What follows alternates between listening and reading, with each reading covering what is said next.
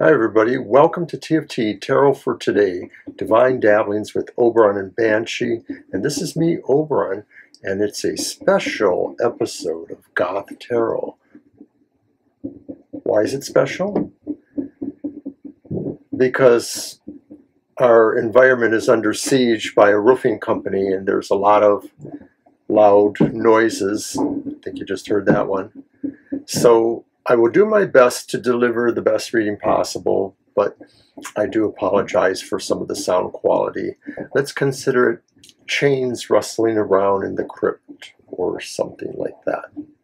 At any rate, Goth Tarot is an exploration of the shadow sides and issues of our lives, looking into what depresses us, possibly what haunts us, metaphorically at least. And also, we have a little bit of shadow work at the end to kind of help us overcome issues or see something else deeper that maybe we should focus on. I use a number of decks to illustrate these qualities, mostly darker image decks like the Goth Tarot or the Santa Muerte Tarot, or newer decks like the Black Tarot. It's relatively new.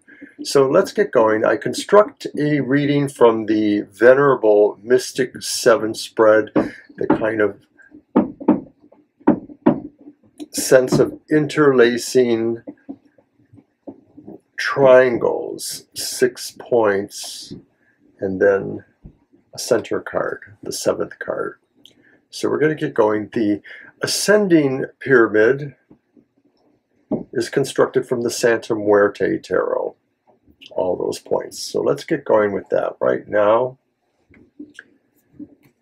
And as I usually mention, I do some pre-shuffling to clear the energies, but then I will shuffle again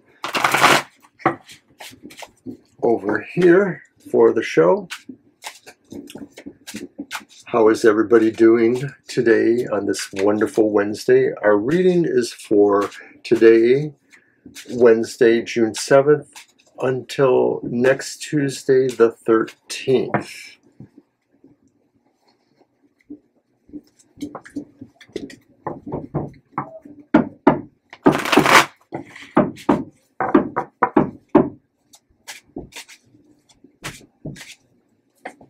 The first point on the triangle is called the dark design, and it's our focus or sense of what the environment is giving us at this time, what's around us.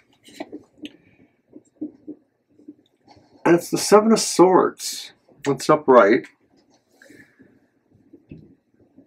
And I feel that what's around us right now is the sense that dark things are about to return or become more known. And these dark things could, of course, be people's actions that you might want to realize are not in your best interest.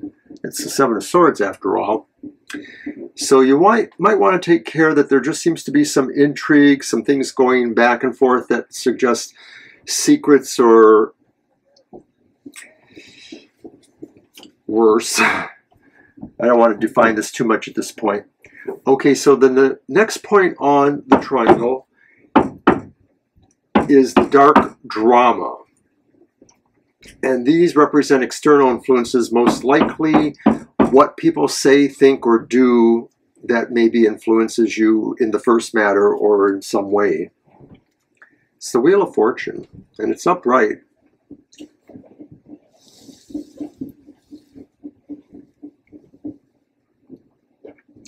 Wheel of Fortune, dark drama. I think people are trying to get you to take a chance, to spin the wheel and see where your luck lies. I think that maybe the influences around you connote the idea that there is some shifting around, that maybe things are changing, most likely status quos, relationships between people and agencies, or people with agencies transferring agencies to other people, vice versa, and so on. So I'm not exactly sure how deep of an effect this is, or whether it goes anywhere towards the first card. It could just be saying this is a time right now where people feel that are trying to influence you that there are both good and bad things coming, or unexpected things that you should be aware of. People maybe want you to be more aware of what they think is happening for you. Now, the next card in our pyramid is the Dark Destiny, and it's the way things most likely seem to be going. It's another 7. It's the 7 of Cups, and it's also upright. Banshee and I do reversed meanings of cards, in case you were wondering. So we like it more when they're not reversed. Who wouldn't, right? Okay, so the 7 of Cups. The Dark Destiny implies that maybe some point or ideal will come out and will indicate to you that it is the direction to go, the choice to take.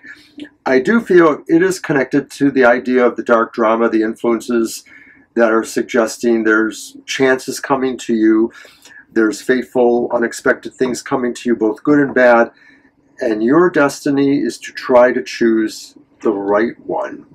And I wonder if it's about emotional matters too, in some sense, just because it's, of course, the cups, which are kind of like heart emotions.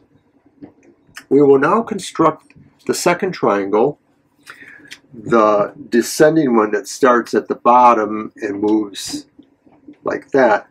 And I'm using different decks for all those points. The first deck is the Goth Tarot, for we have come across what I call the dark shadows. What is it that haunts us, whether it's a real manifestation or more likely the idea that we have things we can't escape from, feelings, pressures, influences, and they haunt us. They won't leave us alone. They make us feel insecure or dreading or fearful. So I use the Goth Tarot for that.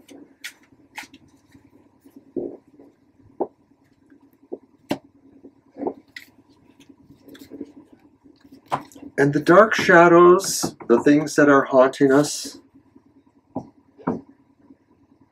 well, it's the reversed Hanged Man.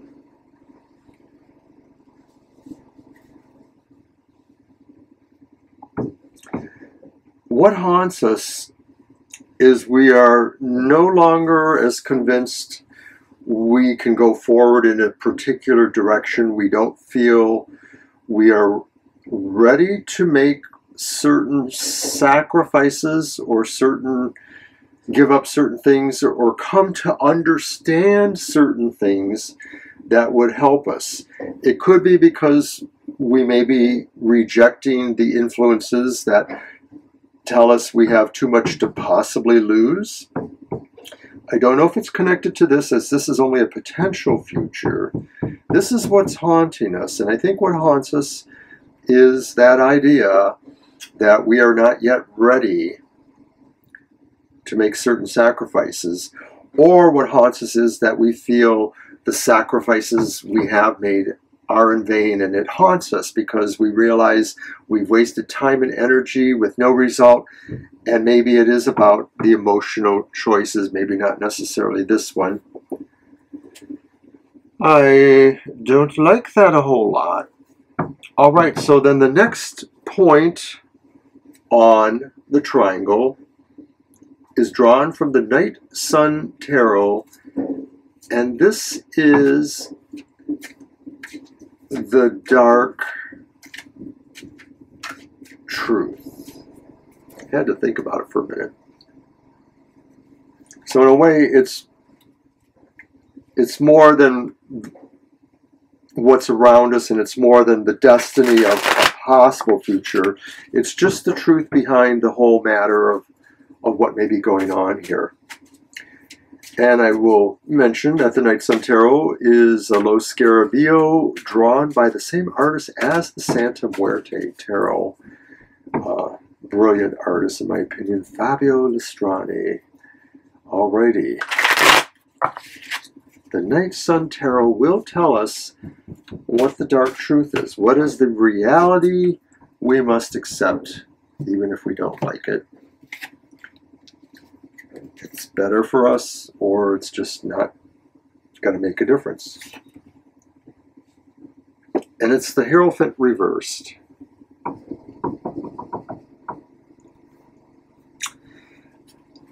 The reality is that maybe things are even too unconventional for us. Things are too chaotic.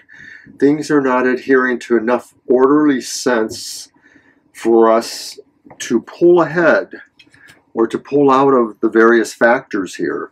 Maybe what's happening too is that we are finding things that bound us, certain traditions or certain resources or certain places we hang out, churches, schools, whatever, they've changed, or they don't feel as accepting towards us anymore. We sort of feel like we don't fit in. The dark truth is we don't fit in. We find it hard to see ourselves giving anything up for this. We don't necessarily feel we want to listen to the dark dramas, the ideas that maybe there are chances for us, unexpected things that will help us or hurt us. And maybe we're looking at the idea that we should just make a choice that is suitable to our heart and move ahead. Sounds to me like the only thing we could really use now would be a dark twist, which I take from the Black Tarot.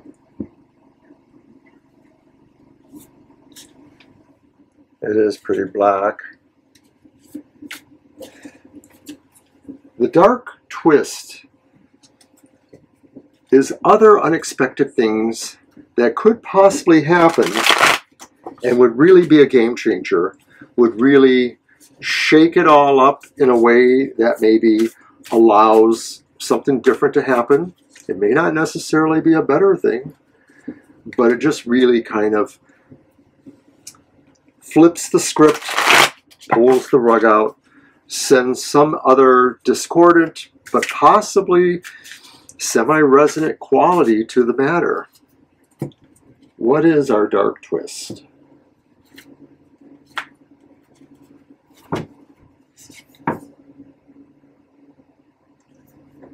It's the reversed Knight of Swords. We have to be careful that maybe there's not an expression of anger or an expression of extreme assertion or aggressiveness, or that this is what's coming that would change it, that somehow the coming or going of a matter that really results in the idea of some forceful encounters, some people with really demanding possessive energies. Is this ourselves in the matter? Are we going to just sort of say enough's enough and we have to get down to it and be forceful and take things? I am not really sure. I'm wondering if it's just more likely that something changes the script. Something changes the script that represents more of a hostile or inward thrusting energies.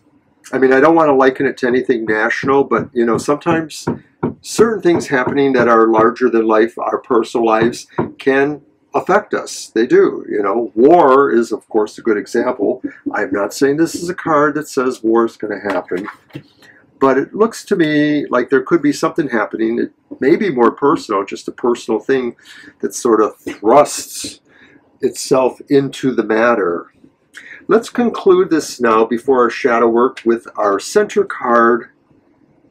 And the center card is the Dark Gift, drawn from the Crow's Magick Tarot. It represents abilities. Maybe they're the practices we do This is a deck that's good for shamanistic or magical or energy working people to find our hidden powers and gifts, our intuitions, abilities, skills, resources.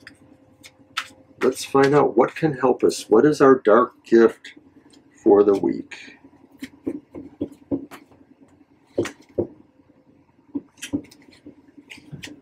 The dark gift is the reversed Nine of Swords.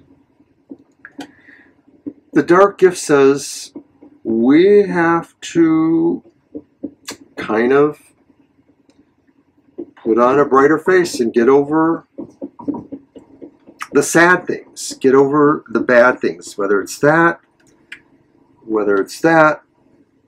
any of that. The Nine of Swords reverse says we maybe have put too much of our energy into sorrows and problems that are not really ours. And we need to find a way to transfer that away from ourselves. This could be that maybe there are psychic forces of inhibition around us. We need to come to terms with that. We need to find better ways to resolve those things.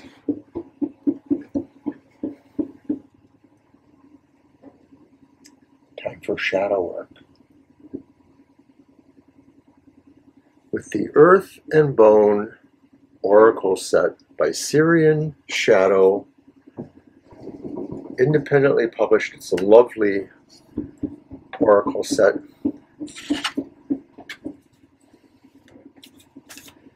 It has an affirmation as well as other useful thoughts for shadow work. The imagery reminds me a little bit of the Santa Muerte, so I like it as a complement to that deck.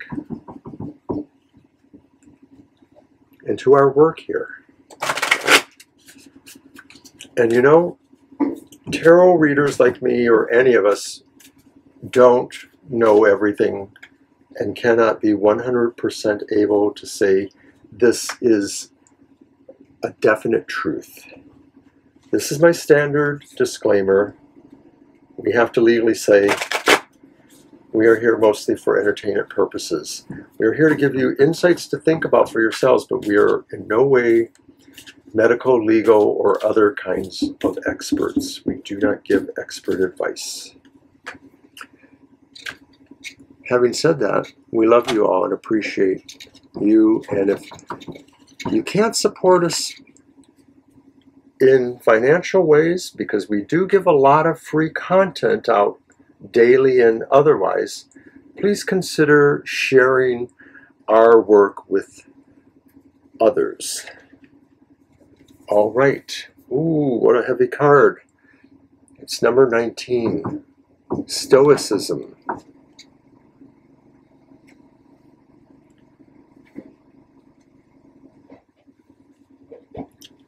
Peaceful, harmonious, receptiveness, manifestation. The only thing that matters is what you think of yourself. Another person's opinion is just an opinion. Think highly of yourself. You are extraordinary and a miracle. Take back your power and never allow yourself to think that others' opinions of you matter more than the opinion of yourself.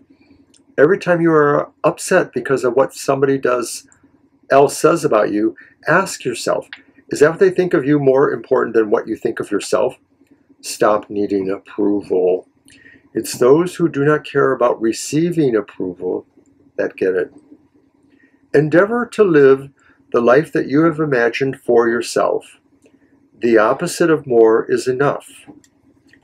Be mindful to stay in your power by believing that you are enough and you have enough, rather than constantly needing or wanting more because you are enough and have more than enough. What can you give that others want or find valuable? Hope is openness to surprises. Life will always bring good things as surprises if you believe it will. and learn to be conscious about your response to challenges. Affirmation. I am so happy and grateful because I am a magnet for miracles. I breathe light in. I am powerful. I make a positive difference in this world.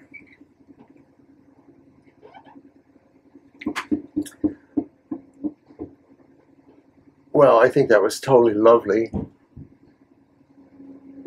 I hope you enjoyed that. I think the idea of Stoicism does fit in with the reading pretty much, because it looks like there are a lot of things that are challenging us to be involved in other directions or other possibilities, and consider moving beyond our choices or our sense of what we need to do.